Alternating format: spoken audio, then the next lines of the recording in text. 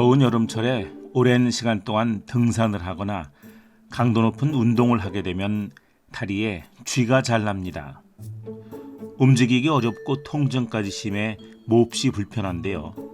특히 수영을 하다가 다리에 쥐가 나면 크게 당황하게 됩니다.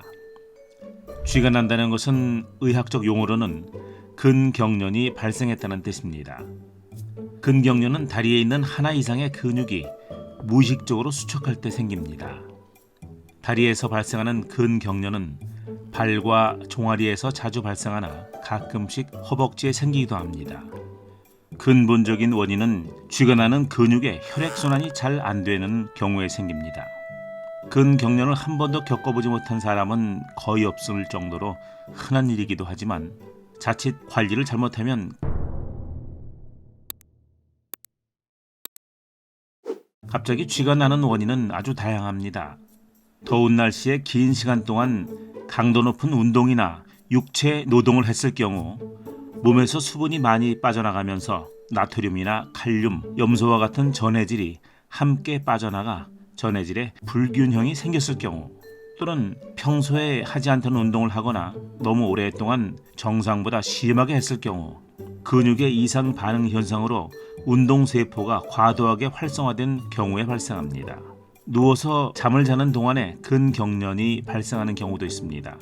평소 근육을 너무 안 썼거나 피로가 많이 쌓여 잠을 잘 때 발등을 치켜드는 동작을 하지 않게 되면 종아리 근육에 혈액이 공급되지 않아 근경련이 생깁니다. 앉아있을 때 다리를 꼬고 있는 습관이나 한자리에 너무 오래 앉아있어 걷는 움직임이 적을 때 일어나기도 합니다. 굽이 높은 구두를 신게 되면 발목 운동과 발가락의 움직임이 제한되어 종아리 근육을 쓰지 못하게 되면 혈액순환이 원활하게 되지 않습니다. 다리 운동이 적어지면 종아리가 점점 가늘어지고, 그렇게 되면 더 움직이기 싫어지고, 이런 식으로 반복되면 근경련이 더 자주 일어나게 되죠.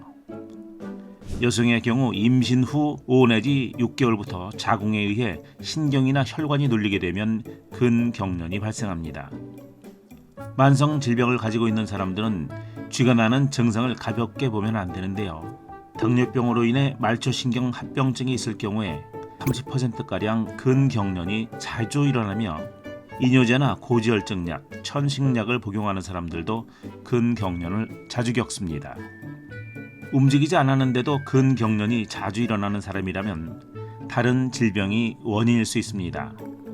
분당 서울대병원 재활의학과 임재영 교수가 대한노인병학회지에 게재한 논문에 의하면 50세 이상의 성인 가운데 3명 중 1명은 근경련을 겪고 이 중 일부는 중증 질환의 신호라고 밝혔습니다. 가만히 있어도 근경련이 일어날 때, 근경련과 함께 감각 이상이나 근력의 약화가 동반될 때, 근경련이 생겨 손으로 근육을 움직여도 완화되지 않을 때, 운동할 때마다 근경련이 생기는 사람들은 급성 콩팥병이나 심장병 또는 뇌질환과 연관되어 있을 수 있다고 말합니다. 다리에 쥐가 났을 때는 부위에 따라 처치법이 다릅니다. 발가락이나 발에 생겼을 때는 발을 쭉 폈다가 오므리는 동작을 반복해주고 쥐가 난 부위를 마사지해주면 됩니다. 종아리에 생겼을 경우에는 발바닥 양 끝을 부딪혀주고 발등을 위아래로 올렸다 내렸다를 반복해줍니다. 그런 후에 발목을 돌려주게 되면 근경직이 풀어집니다. 허벅지의 윗부분에 근경직이 생기면 다리를 쭉 뻗어주는 동작을 반복하고, 허벅지의 아랫부분에 생기면 다리를 굽혀주는 동작을 반복하면 됩니다. 만약 종아리에 쥐가 난 부분을 너무 아파서 만질 수가 없다면 무릎 뒤쪽에 움푹 파인 곳을 꾹 눌러주고 발 뒤꿈치 위 아킬레스건을 손가락으로 강하게 눌러주면 쉽게 풀립니다. 근경직은 평소에 몸을 잘 관리하면 예방할 수 있는데요. 제2의 심장이라고 하는 종아리 근육을 잘 관리해야 합니다. 걷기나 등산과 같은 운동이 좋은데 발목 관절이 종아리 근육을 좌우하는 만큼 운동 후 발목 관절을 잘 풀어주어야 합니다. 근육 감소를 방지하기 위해서 근력 운동도 꾸준히 해야 합니다.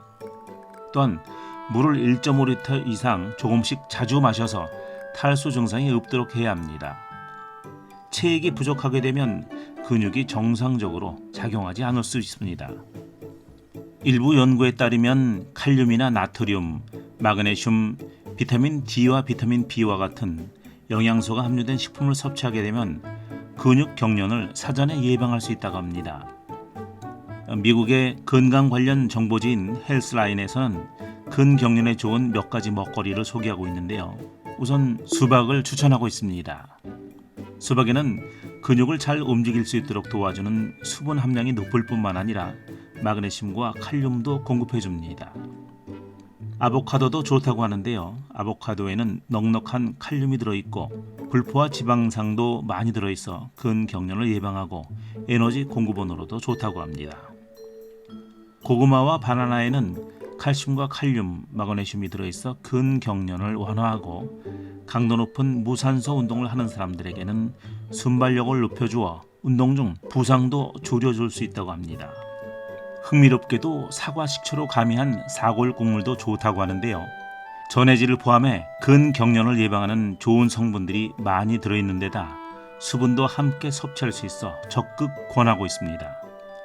오이지와 김치 같은 발효식품도 근경련을 줄이는 데 도움이 되는 전해질과 여러 영양소가 풍부합니다.